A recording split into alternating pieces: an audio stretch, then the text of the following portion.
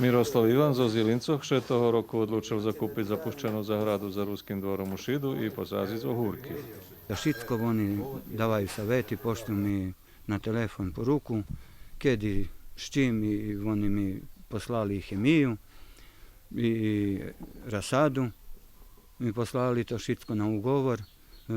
Znači, keď teraz, jak už počínam vše veci, da še obera ohúrky, vec počínam i odplacovať to, co mi oni dali.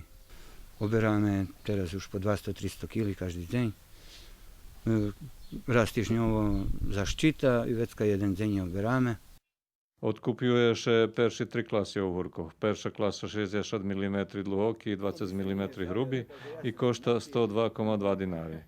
Do druhej klasy idú plody veľký po 90 mm i oni koštajú 48,2 dinári, a do trecej plody dlhoký do 120 mm, za ktorý še placi 14,4 dinári. V trecej klasy neznam.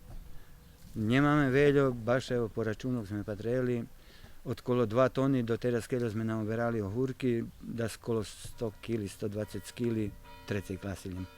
Treća klasa najtunša, ta na tim nije zarobku. A mali sme računi ide 80% peršej klasi.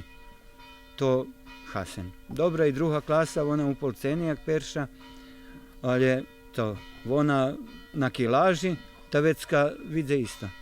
Ivan hovorí, že ho odkupiovač kreditoval za presadu i zaštitu so 145 000 dinarami, ktorí mu še postupne odbývajú od stredku oberačky.